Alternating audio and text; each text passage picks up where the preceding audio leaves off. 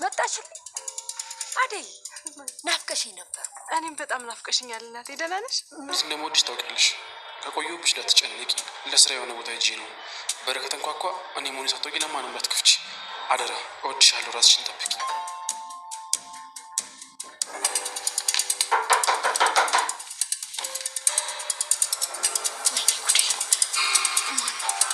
ልጅ አጠገብ ድርሽ እንዳትሉ፣ እንዴት ጫፏን እንዳትነኩ። ነይ ነይ። እንዴት እንደሚያናክረሽ አንቺ እናት በልጇ መች ቀልድ ታውቃለች? ይሄው ይዛለ ሄደች። በሉ ምን የጋይ ዝናቡ ተቀናቃኞች? አዎሽ፣ ታስታውሳለህ አይደል? ታናሽ ወንድሜና እናቴን የገደላቸው እሱ ነበር። እሱማ እንዴት ይረሳላብኝ? የማይረሳ ጠባሳ ጥሎ አይደል እንዲያለፈ። እኔ ምን ጋይ ዝናቡ እንዳይመለሱ አድርገው ከቂያ አባራቸው ነበር። አዎሽ፣ እሱማ ያኔ ነበረ። አሁን እኮ ለአባቴ መሞቱና ብቻዬን መሆኔን አውቆ ነው የመጡት። ታዲያ ምን ተሽ ሰላም እንዴት ናችሁ? ቻናሌ ቤተሰቦች ዛሬም እንዴት ለመደው በአዲስ ቪዲዮ መጥተናል። እንዴት ናችሁ? አደይ እንግዲህ ከአባቷ አመልጣለች። እናቷ አስመልጣታለች ማለት ነው። ወደ ከተማ እየተመለሰች ነው። ያሰበችው ሁሉ ምንም አልተሳካላትም። እዚህ ስመጣ ደግሞ ያው እንደምታውቁት ሊሊ ራሷን ስታለች።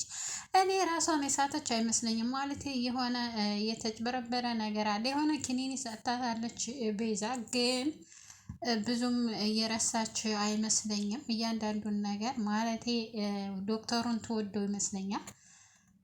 ዶክተሩን እንግዲህ ዶክተሩ አደይን እንደሚወዳት ታውቃለች ሊሊ። ነገር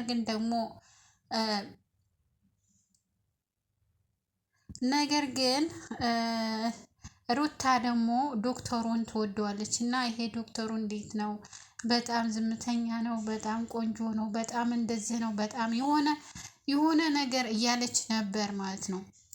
እና በጣም የሚገርመው ነገር እንደምትወደው እና እንደምታፈቅረው በጣም ታውቅ ነበረ ሊሊ።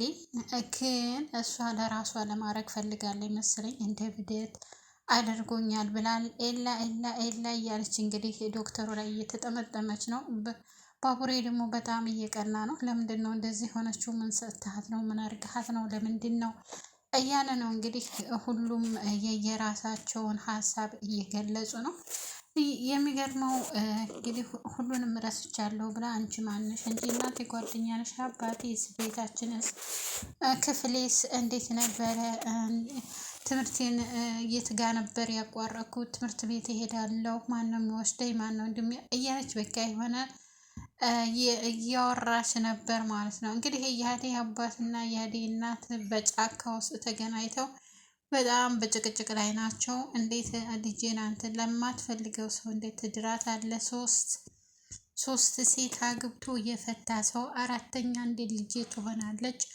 አንቺ ምን አገባሽ? እኔ የምፈልገው የኔም ልጅ ናት፣ ያንቺ ብቻ አይደለችም እና እሷን ለሱ ድሬ ደህና ህይወቷንም ጥሩ እንድትመራ አረጋታለሁ።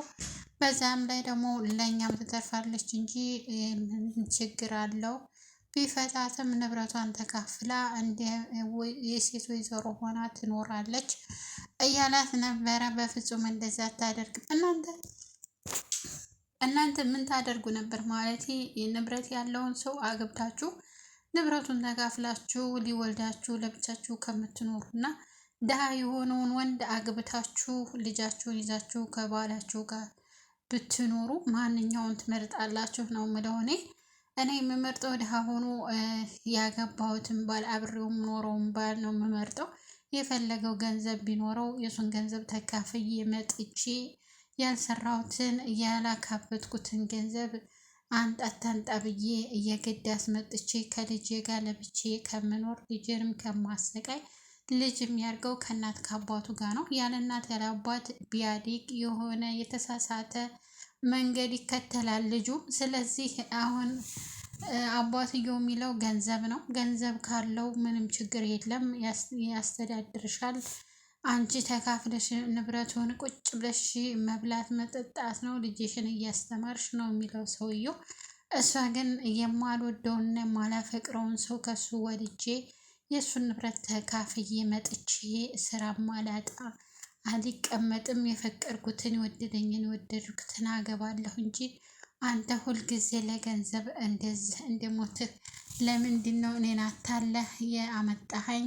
እኔን በዘዴ እኔ ምን ቸገረኝ? ደግሞ ልጄ ከፈቀደች ሽማግሌዎቹን እዚህ አንጥተን እንቀበላቸዋለን ብለህ አንጥተህ አታለህ ሰብከህ አሁን ወደ ሌላ ትዞራለህ ወይ? መቼም ለከተማ ጮልሌ ልጄን አሳልፎ ይሰጣል ብለሽ አስበሽ እንዳይሆን እኔ አላደርገውም። አላቀው አያቀኝ የከተማ ጮልሌ ደግሞ ምን አግብቶት ነው ደግሞ ልጄን የምሰጠው? አልሰጥም እያለ ነበረ። አበበ ደግሞ ሰዎቹ የበፊት የአባቱ ባላጋሮች ስለነበሩ እሱ ከዚህ ከባሮ ስለሄደ አሜሪካ ነበረ። አሁን ከአሜሪካ መመለሱን ስላወቁ እያሳደዱት ይገኛሉ ማለት ነው። ባለቤቱ ቤት ውስጥ ቁጭ ብላ እየጻፈላትን ወረቀት እያነበበች በሩ ሲቆረቆር በጣም ደነገጠች።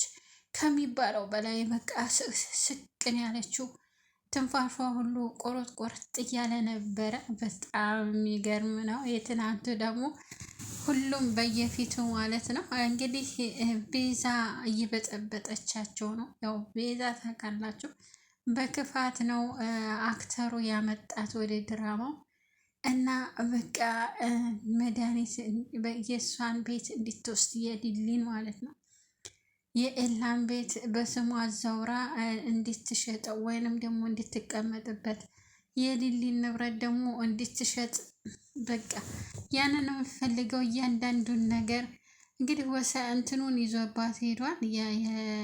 የቤቱን ካርታ ምናምን ነገር እያንዳንዱ የስም ማዞሪያውን ሁሉንም ይዞባት ሄዷል።